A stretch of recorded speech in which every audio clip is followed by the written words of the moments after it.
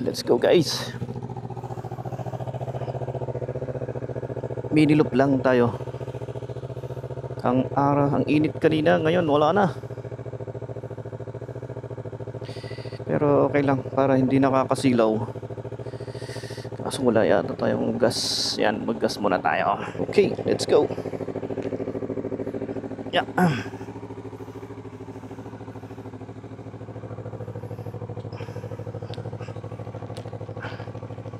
Focus muna natin. Yan. Huwag naman sana umulan.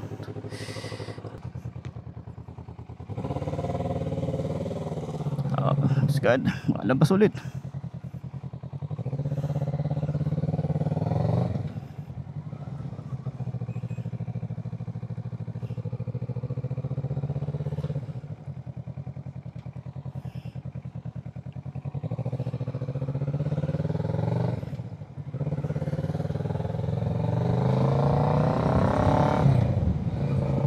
Mag-gas muna tayo guys. Bang! Ito ang hindi maganda pag spring guys, yung mga lumilipad na ganyan, no? Yung parang bulaklak. Buti pag may ano ka, nakakasipon.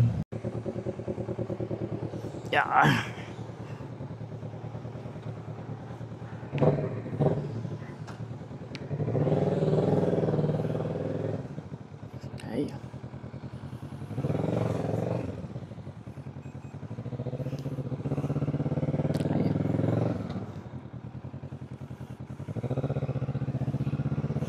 Let's go.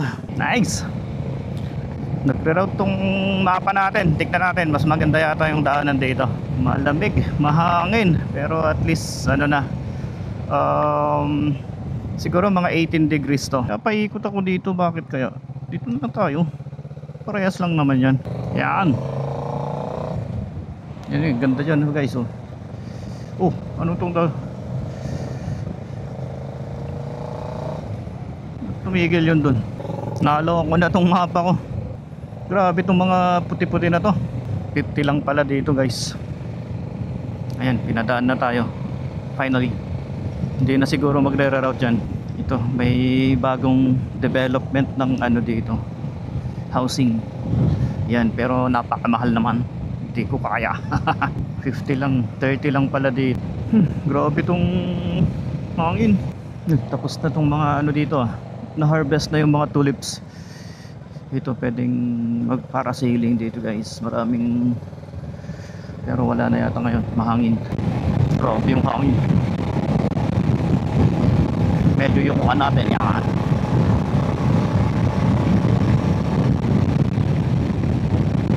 Oops, 80 lang pala dito.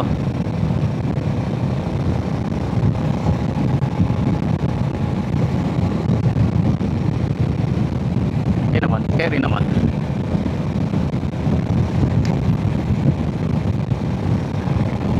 Yun, maaraw na dun. Dito makulimlim. Ganda ng ano dito, mahangin lang talaga. Diyan ako nag-bike ko dyan sa baba, bike lane yan, papunta sa kabilang town, bike. Ayan o, ang daming nag-bike. Oh, grabe itong hangin na to. Yan yung isang ano siguro dito, secret ng mga Dutch people. Why do they have yung lifespan of I think 80 years old for men and a little bit lower for the women? Kasi nga because of the cycling activities, talagang it's part of their culture. Kahit sobrang matatanda na sila guys, talagang kahit saan sila, kung halimbawa malapitan lang, bike sila. Yan o, yan. Sarap sana kung may cruise control din tayo dito guys, pero okay lang naman.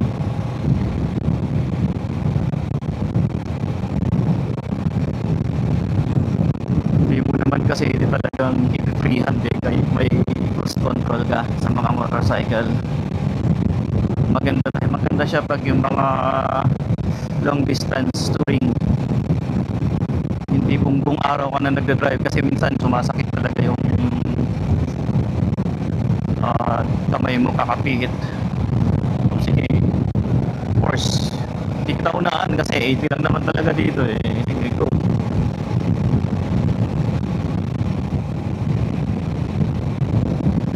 Sa pag-aalan daw sa akin. Madadaanan natin guys yung amusement park, one of the biggest amusement park here in Netherlands. Meron din siyang branch sa mga other European countries. Walibi.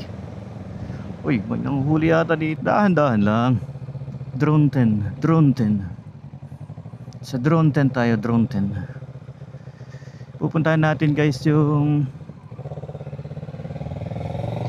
lilipatan naming bahay. Uy, may ganda ng dalawang baby ah. Ano tong mga colorful na to? Para siyang ano ba to? Ano yun? Spaceship? Ganda ng tanawin dito guys. Nakaka-relax pa. Paikot-ikot ka lang na ganito. As in relax na relax.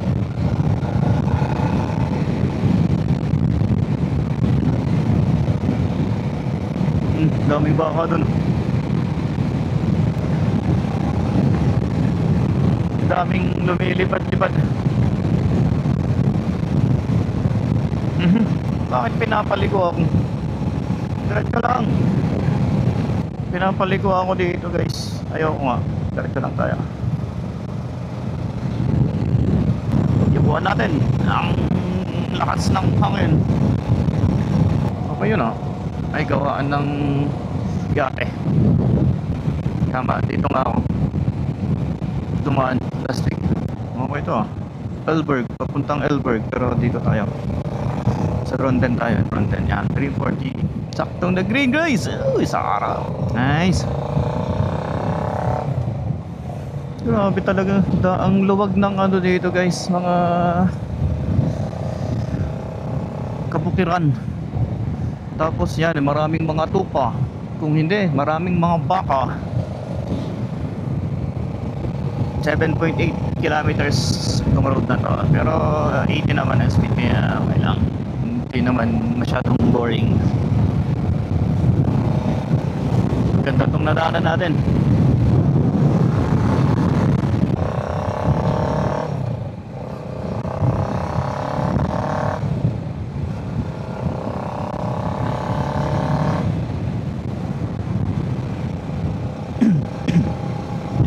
Ayun, nasa likod tayo ng windmill.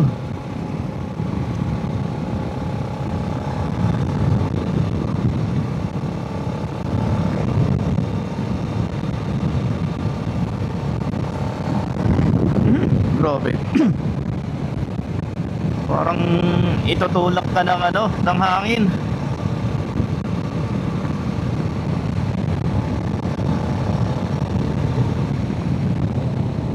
Seven kilometers.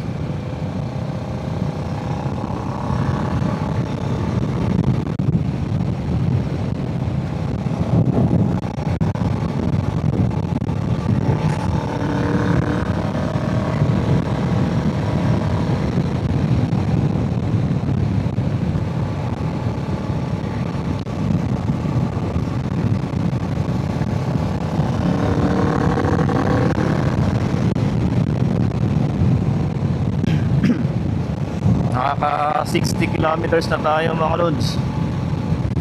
Pero ang ganda nung dinadaanan natin. Itong B-line mo to guys, pwede kang mag-plan ng biyahe. Pwede kang mamili kung fun ride or yung quickest ride. Siyempre fun ride tayo kasi fun ride lang naman na ginawa natin. Hindi naman tayo, at saka hindi naman tayo nangangarera. Gusto lang natin yung mga magagandang tanawin, nakakatanggal stress. 5 kilometers. Naku, makampun niya ata guys. Oo, dragis. Pero Pero mukhang maaraw naman dun eh. Baka ano lang. Diretso daw yung Elberg tsaka Dronten. Sige, diretso lang tayo. Dronten. Dronten na guys. Dito kami lilipat guys. May nakuha tayong bahay dito. Mas malapit to sa office namin. Around 18 kilometers lang compared to yung dating tirahan namin kasi nasa 35 kilometers. So mas ano sa atin. Meron gusto kong puntahan guys dito sa Dronten, yung malaking lake na pwedeng magkayak. Hindi ko lang alam kung saan siya banda. Pero ikot-ikot tayo. Mapuno dito sa Dronten. Para siyang city. Para siyang forest inside the city. De Jong and Laon. Ano ba dito? 50 lang pala dito guys. Hindi tayo pwedeng mabilis. Tignan natin kung madadaanan natin si 27 Buwis Cup.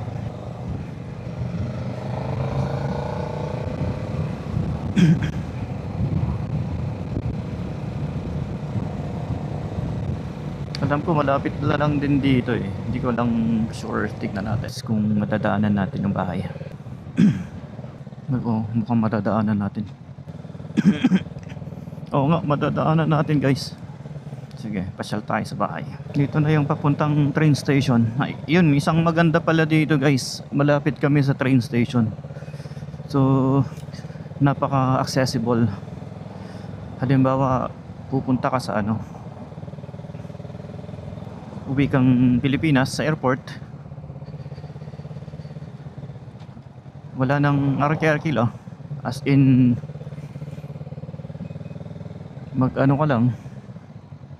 mag-train ka lang, doon na. Dito yata yung tignan natin dito guys.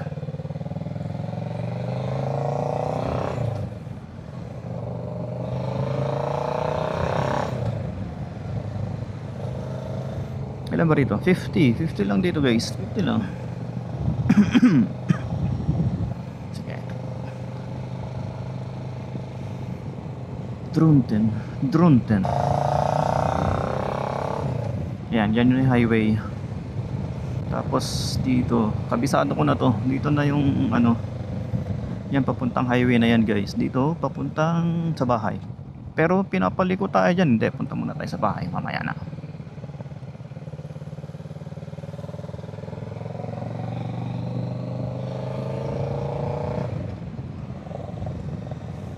Dronten. Medyo nakaka-excite ding tignan mo guys laki ng mga puno. Nakaka-excite din lumipat dito. Next month pa.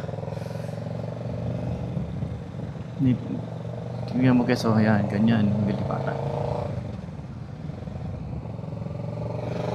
Hindi ko alam kung dito na yun or let's see. Hindi ko pa kabisado eh. Pero matatandaan ko siya. Alam ko yung unang lilikuan dito.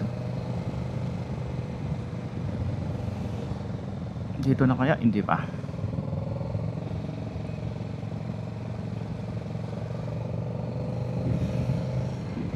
Dito. Alam ko dito na to. Yeah, dito na yan.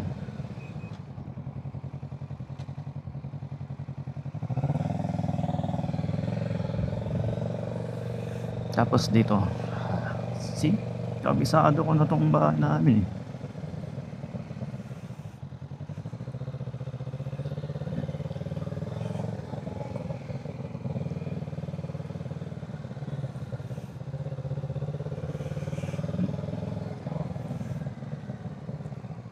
De Buwis Cup. Ito yung street namin. De Buwis Cup.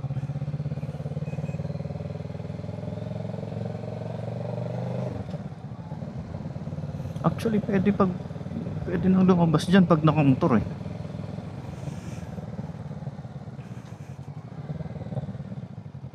Yan pwede, may labasan na siya. Ito yung nabili kong bahay guys.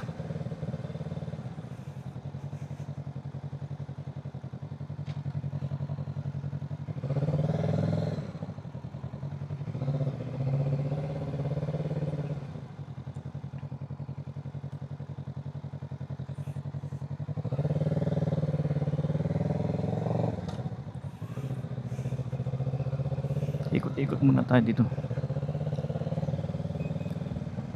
Wait lang. Ay, ibang street na to.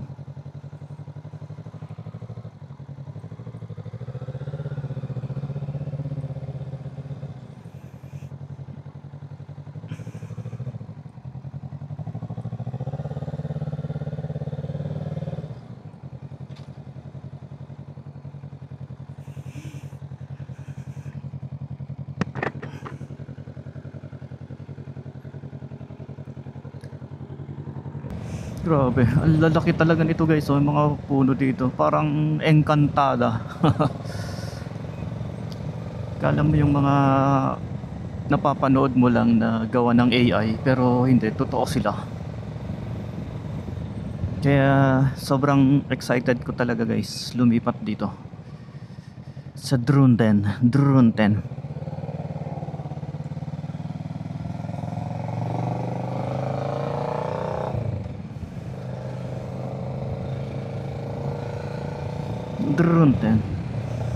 Sana maganda rin ang cycling routes nila dito. Sa Siwolde talagang sobrang nagustuhan ko. Ang gaganda. Kahit saan ka mapunta. Pinapadaan na naman ako dun. Sige, baka nga may magandang route naman talaga. Sundan natin.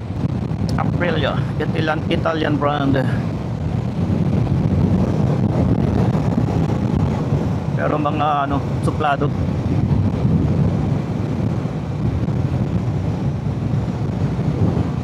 Ito, mga brothers.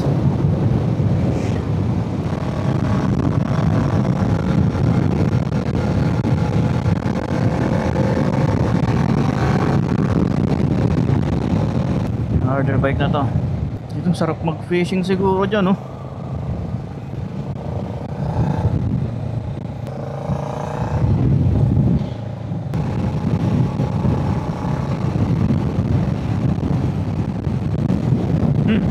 Lakas ng hangin sa bukid. Ito, dami din nagpipicture dito. Ano bang meron kasi dito?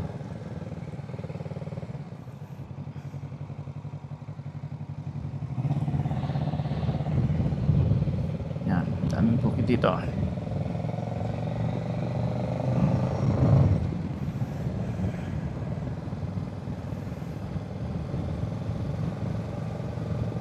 Oops. Maganda rin tong shock absorber natin, no? Ang lambot.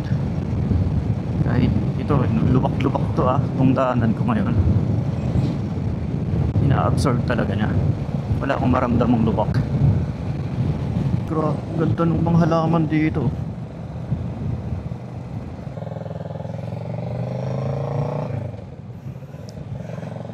Grabe, ang ganda dyan, bulods. Oh, anong halaman yung mga yan?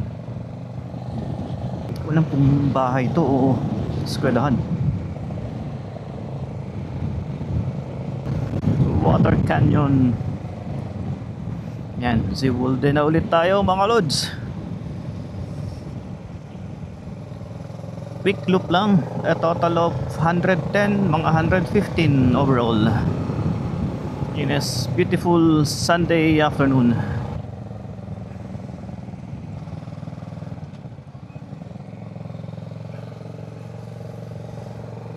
Yan, malapit na bahay namin dito mga lods.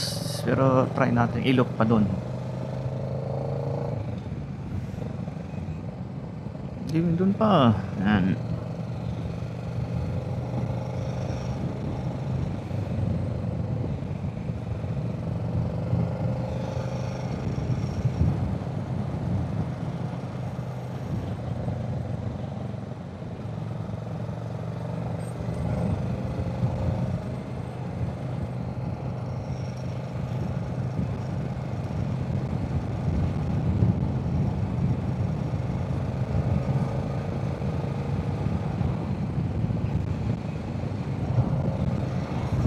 Tapos liko na tayo dito.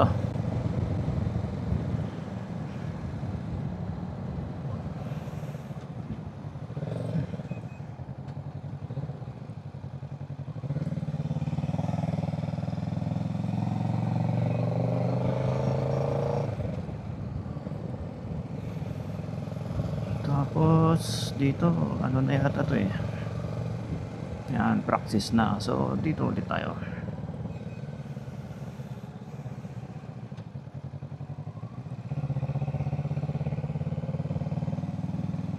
Oops, buti na lang. Kala ko ay, bawal dumaan. So 270.